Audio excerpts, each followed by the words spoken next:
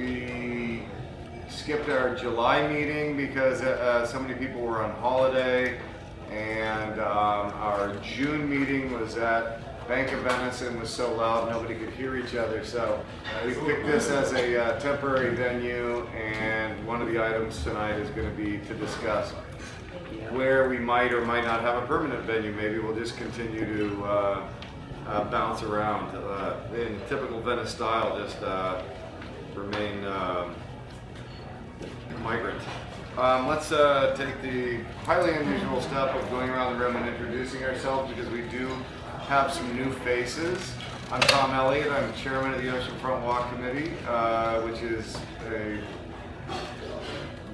sanctioned by the Venice Neighborhood Council, and we represent all things Boardwalk. And to my left is? My name is Therese Dietman, and I'm on the Oceanfront Walk Committee. I've been on the Boardwalk for 12 and a half years. I'm a political activist. I'm very concerned about Oceanfront Walk and its current, past, and future incarnations.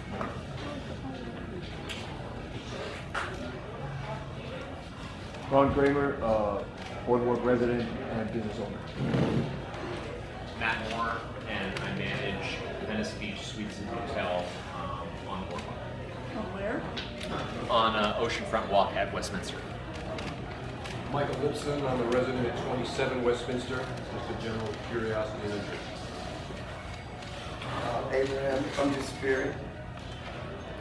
Cecilia Castillo, Councilmember Mike Bonin. I didn't hear. Cecilia Castillo, Mike Bonin. My name is Meg Fitzroy. I am an art historian, and I am working at a pop gallery on Boardwalk. Brian Embry, I run the 9 Dudley Project, which is an art gallery on Dudley and Speedway, and Boardwalk resident of Westminster Beach. Gail Rogers, I'm a resident. I'm an Oceanfront Walk Committee member. Gary Harris, Boardwalk building owner and Boardwalk resident. Rachel Metzger, and I'm with Flightlines. Shelley what? I'm sorry. Zip lines. Zipline, Flightlines. Shelly Gomez, I am on the Oceanfront Walk Committee, and I'm a Venice Beach artist and musician, and one of them crazies. Melissa Diner, Oceanfront Walk Committee member, resident, small business owner, love Oceanfront Walk. Awesome. So announcements. We have an update. This is new to what I was reading earlier. Beach Clean and Rose Avenue Storm Drain Benefit Concert. What's their update to that? Sure. You're on the wrong. Oh, well, that might help. Okay. Okay. So we've got. Public comment on the events of August 3rd. I want to, Cecilia Castillo introduced herself. I'd like to begin with Ms. Castillo, who represents Mike Bonin and has been very integral since the events of August 3rd, and really seeing what can be done in really short order to benefit the Boardwalk. So on Tuesday, the first day of council after the event, Councilmember Bonin introduced a motion asking various city departments to work together. So you're talking about Los Angeles Police Department, Los Angeles Fire Department, Department of Transportation, Bureau of Engineering, and Recreation and Parks and Street Services to work together and come up with a report back within 14 days. So that would be heard in a joint committee, would be Arts, Parks, and Aging, I believe is the name of the committee, and Public Safety. So a joint committee meeting of both those committees. So I'm sure you've noticed a few immediate changes on Boardwalk. So they did install, they're not bollards, I forgot what the official title of them are, but if you've been walking by, I know they're on Rose and Oceanfront Walk, and I believe they're on 17th and Oceanfront Walk, a few different intersections. So they're kind of like collapsible boards, so that it would deter someone that's lost from driving onto the boardwalk, but it allows LAP and fire to be able to cross over them with minimal delays. So they don't have to get out of the cars to lower anything or take anything out. They can just drive by over them. So they're kind of they're just temporary solutions just to see how they're working out. You guys haven't seen them, the little plastic. Yeah, yeah. I almost tripped over one. So those are kind of in a test phase then They're in to a see test phase. how they hold up and so forth. And so then the permanent bollards are those. Is that still subject of discussion or? Yeah, so there's going to be, there's these white bollards. I don't know if they've already started going up, but they were going to go up on Sunset. You know how there's that huge parking lot and it's all open, so there's no cars. Just huge space where people can get on, even though it's private property.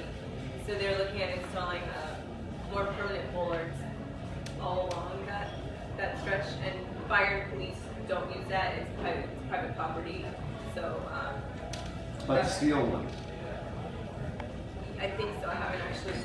But not necessarily collapsible ones. Not collapsible. They're looking into collapsible. That would probably be in the report back. So each of the departments will be giving a report back, and Bureau of Engineering will probably be reporting back on the likelihood of being able to do bollards. One of the concerns they do have is the ocean climate and the sand, and the type of maintenance that would be required in order to keep those functioning properly and not to delay emergency services. So again, we're still work in progress. Okay. And how about signage? I noticed some new signage going up this past weekend. So I think there's more signs that say vehicles prohibited. I believe there's more signs that say end. Like at the end of Navy, there was already a big yellow sign that said end. So I think we're wanting to add more of those. And also, I noticed at Rose, there's no left turn, and they added a no right turn. So there's yeah, and then there's two collapsible bollards on each side, so that again, someone that is lost would not, drive through them. There was some discussion in the safety meetings about signage on Pacific that said no beach parking, for example, at Brooks, so that people didn't even start to go down what would ultimately become a dead end. So I don't know if that information ever got to the councilman's office. Yeah, I know in other meetings I've heard people suggest that. That one's a little difficult because there is street parking on Brooks between up till Pacific and but they are looking at adding signage at Speedway at various intersections so that people won't even try to go past. Turn on the speedway drive. We have set aside a certain amount of time for public comment about that event, so we'll open it up to discussion for the next 5 minutes if anybody wants to raise their hand and participate in any comments regarding the events of a week ago, Saturday, August 3rd. I'd like to raise my hand. Please. Talk about the motorcycles. Nice and loud, please. I think that you're thinking about cars coming and killing people. You're thinking about motorcycles. Motorcycles can get from all that stuff. Back to back with witnesses. Just soon after the tragedy. And this morning, we witnessed also a motor-driven bicycle and skateboard had a collision. And there was an incident. We were involved and could have got real on hand. We managed to sell it. So those things are not looked at. Things like motorcycles, holidays, sit on the boardwalk for 2 hours, went away, rode straight down after the birds, went straight down the boardwalk. 30 minutes later, straight back, through the little parking lot, went through sat on the boardwalk, just sat there and ran his holiday bike for about another 30 minutes. And no police. Seems like they never be around. Trash. They know how to put up yellow tape. I gotta give them credit for that. I said they know how to put up yellow tape. I gotta give them credit. We were there right on Dudley when this happened, and like a lot of people responded and helped people. And we did 3 canvases that the community all added. These murals are incredible. They're going to the family in Italy. We picked up the memorial yesterday night at the request of the family, and those things are going. And so I just want people to be aware. One of the things that I did is I started taking photographs. People have come to ask if they could buy them. And people have said, you should sell them and raise money for the family or for the people on the boardwalk that were hurt. So I know that their Candle Cafe has partnered with somebody to get money together for the artists and the vendors that were injured. And I just talked to Dennis, the manager, and he said, you know, the irony is that we've probably raised $1,000 so far. And the majority of the people that have given money to the fund has been homeless people. So I think that's despicable, actually. I mean, personally, that would be a judgment. But where is the support from the people who live on the boardwalk, for the people, the vendors that are out here every day, the artists and the musicians that are drawing the tourists to this community, to getting the money here? I have taken pictures of these, and I said to Dennis, you know, I'm thinking, and I've talked to Brian too, about blowing those up and creating a way that we can raise funds for people's hospital bills, whatever. I think it's sad that all the the talk now is about lawyers and lawsuits. Like, who are they going to sue? The city? I mean, I think that's horrible. But if we're not taking care of the people that are out on this boardwalk, we're not going to have a boardwalk that tourists are going to come to. So I want to do something. And I also have sat for a week now with so many people from the community that I would say the majority that live in the houses, coming out so distraught they can't even talk, they can't speak, they're so emotional, crying, upset. This has really been a traumatic event for people, and I'd like to propose something for the Oceanfront Walk Committee. We can talk about it, but to do a gathering that is a healing, a community healing, and do something that can help people share their stories and support each other, because we need healing. I think like so much is often the case in situations like this, people don't know where to turn or what to do. So if you would like to take it upon yourself to spearhead a way that the communication gap can be, you know, congealed, where people have an outlet to go to for these sorts of things, maybe that could be a project. I'm happy to do that. Good. We have time for one more comment. All right. Sort of along those same lines, actually, we've had artists who donated a piece to the gallery, to the 9 Dudley project, in the hopes that it was sold and that the proceeds would go to benefit the people injured and the woman who died. And there just doesn't seem to be something quite as organized for that. I don't know where those funds exactly go. I don't know if there is a charitable body in place that can receive that. So I'm not sure where that goes. There is not, but this is the perfect place to bear that out. There is. Okay. It's called Hope something. They do have somebody that set up the way people can go on the website and donate money through a PayPal or whatever.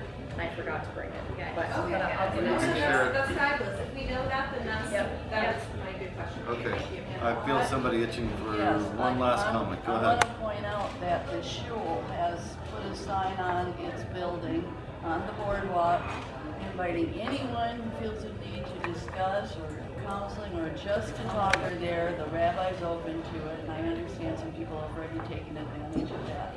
So there is an alternative, there's an option, there's something available even as we speak. And I don't need an organization. I've gone around and talked to people without having somebody tell me I needed to go through these channels and be organized. And it's been very helpful for me too, because when I got there Sunday morning and ran into that mess, I was traumatized too, even though I didn't see. Okay, we've got announcements, and I'm going to turn to Ms. Castillo again for, on behalf of the Park and Recs, if you wouldn't mind, because we don't have anyone from Parks and Rec here on our behalf, and just make a note that we would love to be able to have a regular Park and Recs person who comes to our meeting that can update us on that when we find out who that person is.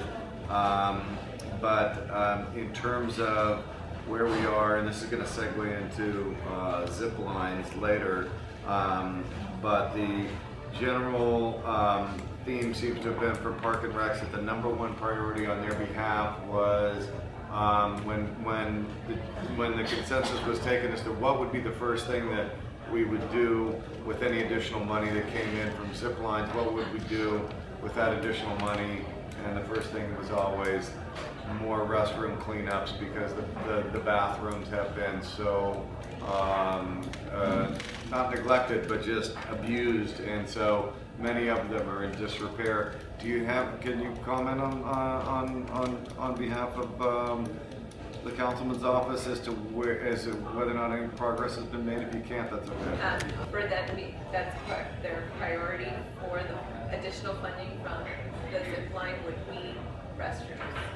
They want to contract with someone in order to have manned restrooms, so that someone would be assigned to the restrooms, so that there's constant cleaning throughout the day as opposed to only twice a day, which is what Rec and Parks is currently doing. Right. So that would be their #1 priority to do with the additional funds.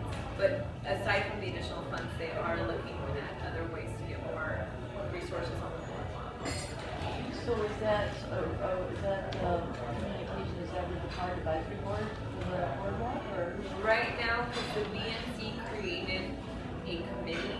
I Okay. don't know the They're the ones official that are title of the allowing committee. funds, It's a zip line, something like that. But So they're the ones that are talking about focusing on the restrooms, because I know Rec and Parks wants to focus on the restrooms.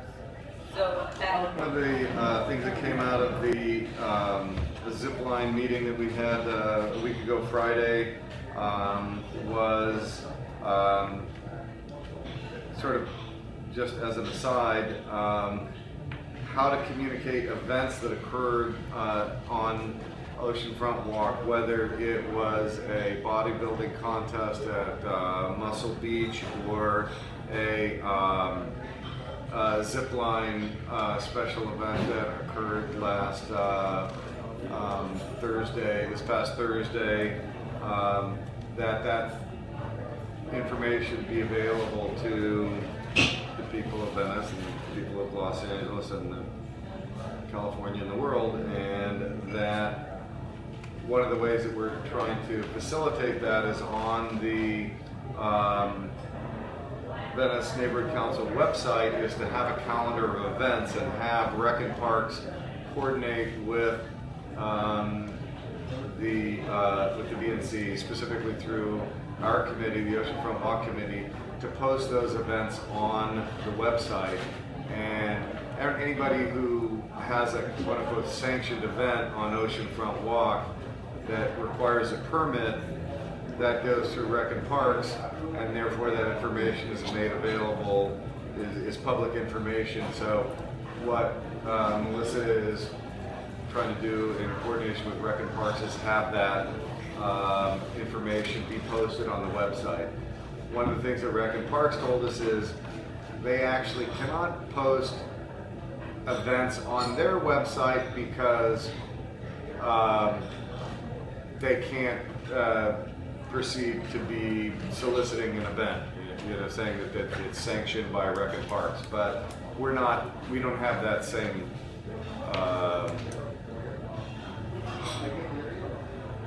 filter that we have to abide by. So as long as we're not endorsing it, it's available to us to say this event is going on. And so Do you have anything on that? Oh, just I've emailed Fred and he said he would send me the press releases 10 days before. He hasn't, so I'm just continuing to email him until we get the schedule. Gary's been on top of it. Has he emailed you any press? He hasn't, and I emailed him again, but I'm just going to stay on top of it. Was the silk thing you guys did the other night? Do you know if you needed a permit for it? If it was the sort of thing you had to go through rec across? Well, that was already pre-planned, like that whole event was already scheduled and planned out. So. Yeah, I would have loved to go to it. Yeah, I didn't know it was there. Really? I got silks in my house. I would have loved to check it out and know about it. Yeah, we tried to advertise it through our own avenues, but it was a preset thing within our whole contract. This issue is that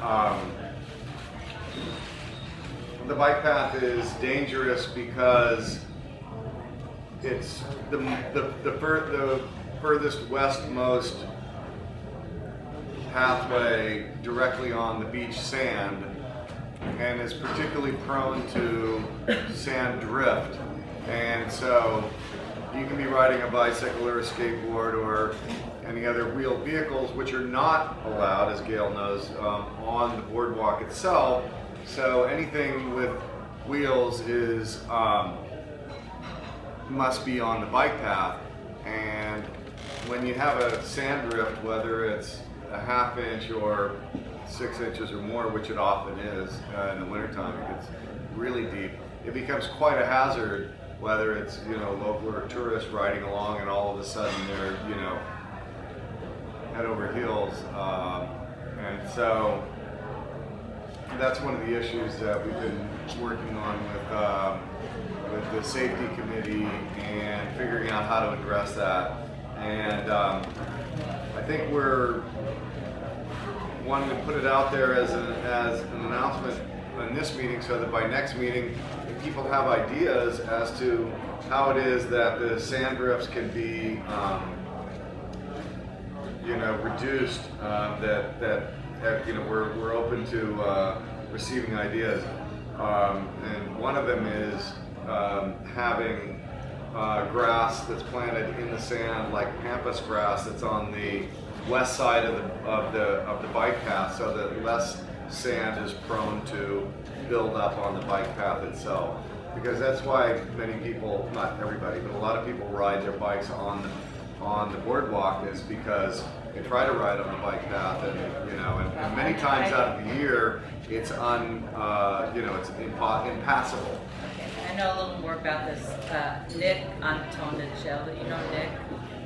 That, you know, he's the one that took pictures, but it wasn't the bike path. It was further south. The oceanfront walk was just filled with sand. That's over by the Buddha house. Yeah, that's what he wrote about. And it wasn't really the bike path. It was just like filled with sand. But he's very happy because he says he sends me his emails. He has spoken with Yaroslavsky. He's going to take care of it. Great, but it's not really the bike path. But I thought of that too. The bike path, who's responsible for maintaining it? Is that the Recon Park? Bike path is Recon Park's just up to the end. No. So the bike path and the sand is LA County Beaches. So it's just to the edge of the green So the area. green, the green area is So, right. they used to sweep it all the time, the bike path. They take a sweeper down there, and I haven't seen one in a long time. I don't know what's Money going on. probably. Well, we They should find out. It's fun. I haven't This is seen not the them. bike path. For the actual bike path. So that's a point to bring up to Beaches and Harbors. Or at least to understand the rhythm that we can expect, Yeah. where how often and by whom is the bike path being desanded, and how often and by whom is the boardwalk being desanded. I think that every morning they drive the boardwalk street cleanup thing up and down the boardwalk. You feel confident that that's daily? No, they don't bring it down past Venice with the That's what Nick was talking about. So yeah, I don't know how far it goes. I know it goes by my house. He took pictures. Daily? Yeah. been to a spot every Because I day. think Cecilia is spot on. I feel like every Friday, Oh, could be. Well, I'm just talking about the bike Yeah. path, not Ocean. every Friday, there's a small vehicle from the county that does the bike path. But at least we would all then know of the rhythm. Yeah. But I think it's an important point because as Venice becomes more and more crowded, and as people rely on bicycles more and more for real transportation as opposed to just sort of sightseeing, and there is, Speedway is only one way, and according to the law, it's only one way for bicycles as well as car traffic. It's really only north-south for bicycle traffic as well. Pacific is impassable on a bicycle. There's no way to commute on Pacific. Main Street is getting there with a bike path. But really, and if we're really, talking about enforcing bicycle regulation on the boardwalk itself, that leaves the bike path. There's the only north-south commuting place between Pacific and the bike path. So I think it becomes more and more important and something that we need to be paying more and more attention to. So we want to maybe get each of the harbors to step up and let us know what's happening with the status on that. We have to ask nature what she feels about all this. And nature puts the sign that it originally was all the time. That, but to beat, not to be in battle with her, but to live with her, we would put up the fence on the beaches all the time to stop the sand from coming. So they don't do it because nature has changed since 10 years ago. They don't blow the wind just in December, no, it blows wind sometime all year long. So then you can put those back up and stop some. None of those saying, what do you call it? I forgot. It's like the fence. Storm fencing. Yeah, they don't put it up no more. Yeah. Only put it up only a certain time of year. Yeah. And they stuck to that type of mentality for so long. Yeah. And that's what's happening now. Yeah. They need to put them back up, especially around in the area way. And No that's- place, the ocean, that curve right in there. Sure. Down south here, they build the berms. They That's build okay. that big berm, Yes. Yes. and that saves the basketball courts and the paddle tennis courts but they also have the wall. Down here, right here, they got a 4-foot cement wall, and so that's another possibility. But you're absolutely right. There's a point where you can't stop Mother Nature. There's no question about it. Around circle that is enough of a grassy area that it is like a park, and seems to me should be maintained as such as a park. But then there's areas up by roads that are like these little skinny strips of tired-looking grass that they need to be watered, they need to be maintained, they need to be groomed, they need to be Also mowed. between Venice and Washington is a little strip of that. There's a lot of little strips It's that just you- dock, that- it's just dock territory. that to me it makes sense that we take a look at what some of the alternatives are that could be there other than grass, whether it's sand, whether it's pampas grass, whether it's some other natural non-erosive something that would go there. So I want to put that on the agenda for September for everybody to be thinking about what are the other possibilities that could be introduced other than the lawns of the 70s that are no longer environmentally worn bag and tag is Carl was going to report on that tonight, but he was unable to make it, so we're going to set that aside for September. New location for Oceanfront Walk committee meetings. That's this meeting that we're still looking for a permanent home, and bear with us. We may never have a permanent home. We may just remain transient. And maybe somebody wants to volunteer to coordinate that location. Well, Think are about. you taking suggestions right now? Sure. Open Recreation Center, extra space storage. Extra space storage is used on Monday nights from 7 to 9. Great. The first Monday of every month. is the ad, the Again, ad. the library. Shout it out, The library. I think we But- had, but there was then some, We have to either meet earlier or in the morning or something. that was the problem, was 7 o'clock Monday didn't work. We'll gather some more ideas and present them in September.